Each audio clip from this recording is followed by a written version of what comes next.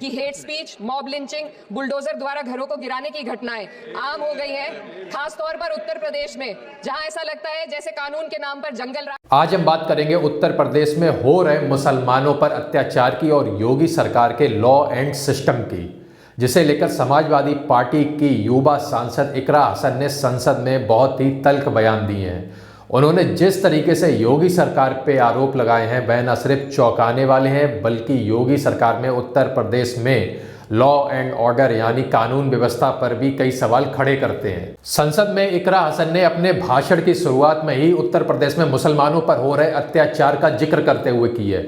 उन्होंने कहा है यूपी सरकार में मुसलमानों को उनके संवैधानिक अधिकारों से दूर किया जा रहा है, वंचित किया जा रहा है तथा पुलिस का व्यवहार मुसलमानों के प्रति पक्षपातपूर्ण हो गया है। वो एक ही पक्ष के लोगों की सुनते हैं और मुसलमानों के ऊपर कार्रवाई करने से बिल्कुल भी नहीं चूकते। उन्होंने अपने भाषण में उत्तर प्रदेश में हुई गंभीर घटनाओं को लेकर कहा कि उत्तर प्रदेश में बुलडोजर नीति से मुसलमानों के घर बर्बाद किए जा रहे हैं और उन्हें बेघर किया जा रहा है।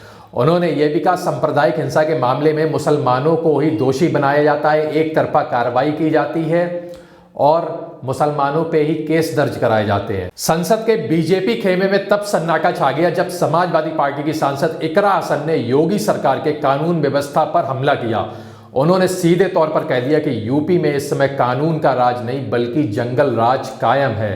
आम आदमी आज यूपी में खुद को सुरक्षित नहीं महसूस कर पा रहा है। इतना सुनते ही योगी सरकार और बीजेपी के पक्ष में बैठे हुए बीजेपी सांसदों में सन्नाटा छा गया। सुनिए उन्होंने क्या कहा। बिगड़ चुके हैं कि hate speech, mob lynching, bulldozer द्वारा घरों को गिराने की घटनाएं आम हो गई हैं, खास तौर पर उत्तर प्रदेश में, जहां ऐसा लगता है जैसे कानून के नाम पर जंगल राज चल रहा हो। जिसके बाद उन्होंने संभल हिंसा का जिक्र करते हुए योगी आदित्यनाथ पर फिर से बड़ा हमला किया।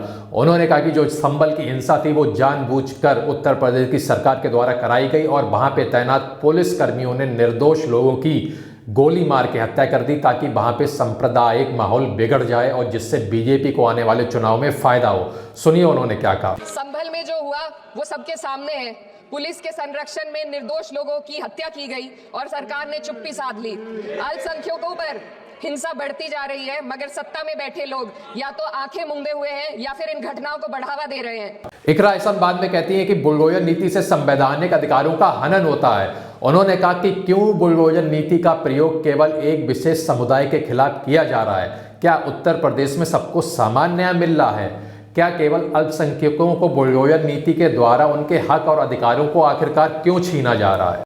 उन्होंने कहा योगी आदित्यनाथ कानून व्यवस्था और विकास और रोजगार के नाम पर तो बात नहीं करते, उन्हें केवल सांप्रदायिक एजेंडा ही चलाना है। उन्होंने अपने आखिरी बयान में ये भी कहा कि वो मुसलमानों अल्पसंख्यकों की आवाज़ उठाती रहेंगी क्योंकि देश में सबको समान न्याय का अधिकार है।